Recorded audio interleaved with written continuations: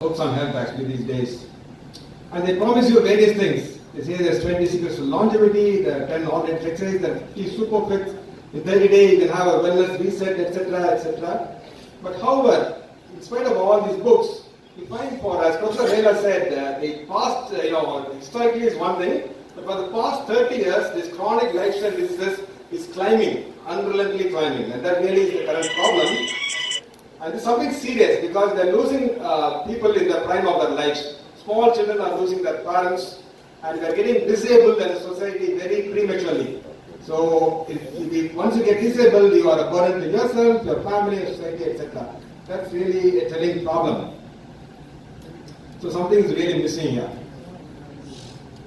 So, we've always told people regarding health, do this, give a list of things, and give another list of things. Don't do this at all. It's been touted for a long time. Now, this approach will never work. This approach is known as kindergarten approach. The very name tells you that you work only with kindergarten children, telling them do this, don't do this. This is not going to work for adults. So real change begins with understanding. Now, the abundance of contradictory information, I'm sure you'll all agree. There's one health influencer who says you need to eat red meat. The other one says no, don't eat meat, go vegan. The other one says you have to lift heavy in the gym. Another one says go gentle on your body. Then somebody says you drink turmeric with the milk. Somebody says avoid all dairy. And I'm sure somebody says do fasting. Somebody says don't do fasting. So this contrary information we have been inundated with. And that puts us in a dizzy. But remember that health context is king. All of them are right in their own way. All of them are right. But I think that context is what is missing. The context is really the king in as far as so we need a universal health code to know what is the context for all health issues. There are a lot of scare tactics on health. That coffee contains a lot of poison, there's arsenic in your food, microwaving food will cause cancer, there's microplastics everywhere, exercise to avoid, etc., etc. Now remember that somebody is fear-mongering, they're selling you something. Always they are selling you something. So somebody says don't put your savings in a bank account, that means they have some kind of bank locker that they're trying to sell you. Always fear-mongering comes along with something to sell. So only true core knowledge that you have can protect against fear-mongering. And we all must have core knowledge and health to prevent this fear-mongering going on. Of course, this is the age of AI, the current trend, and some people think that AI can give you all the health advice there is. It's no doubt a new transformational technology. However, remember that whatever LLM that you use, whether Gemini, Anthropic, ChatGPT, etc., you type the same prompt in all these, they will give you different answers. Sometimes the same AI agent will give a different answer at different times. So, not all things in life can be artificial.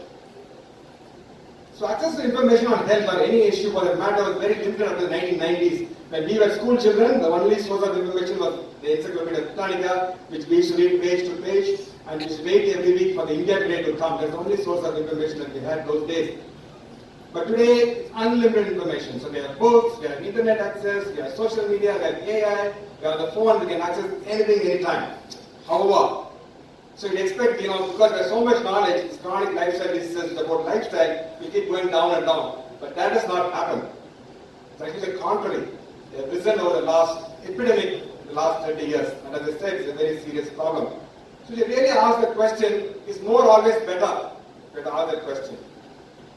So I'd like to tell you the difference between information, knowledge, and insight. And I used to use a cricketing example. So there are people who know which batsman scored the maximum centuries, which bowler got so many wickets, etc., etc. That's information. That's not very useful. When we come to knowledge, when a good cricketing captain will know which field to set, which 11 to pick, etc., that is knowledge. But when it comes to something like insight, then we are talking about Dinesh Karthik. Now remember that he took over as the batting coach of RCB in 24. At 25, they won the IPL. That is insight. Let us give him a big hand for that. However, Dinesh, I tell you that the Chennai Super Kings will win this year. So when it comes to health, there's a lot of chatter and information. Very little knowledge. Almost no insight. And that's the reason why we need to have an universal health code.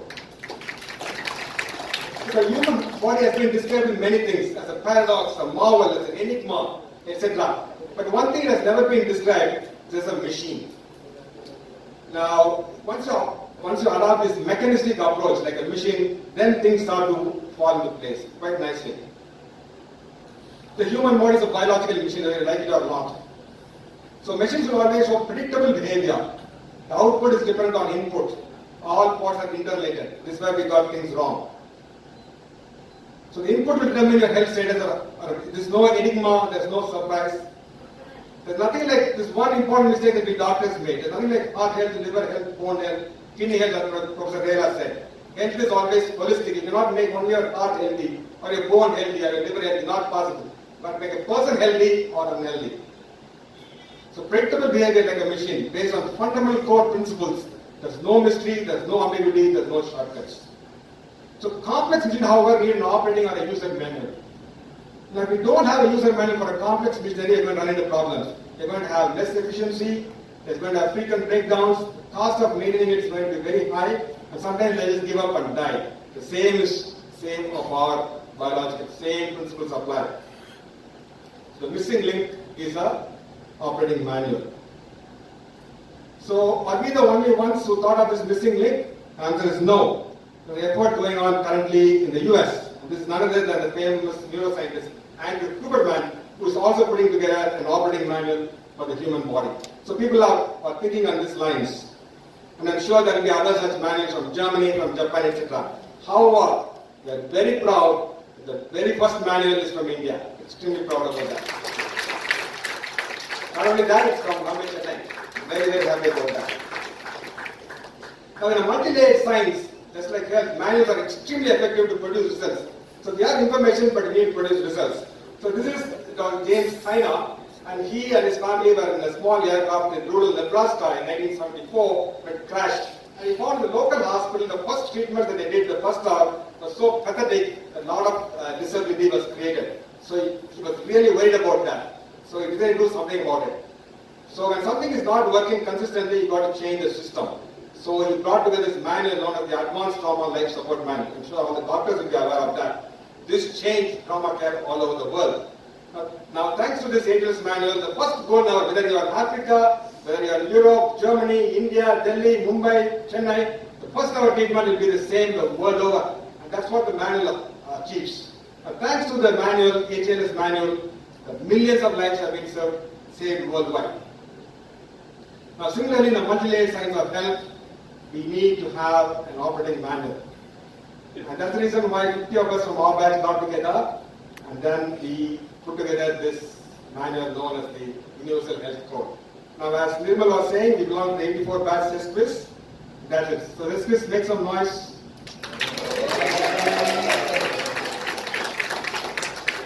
I'm sure some of you are wondering, but my doctor looks after my health. That's really a paradox. Now if you look at this incidence of chronic lifestyle diseases in the general population, if that is the incidence, you would expect the doctors to be better, but they are not. You find the average life expectancy of doctors lower than the general population.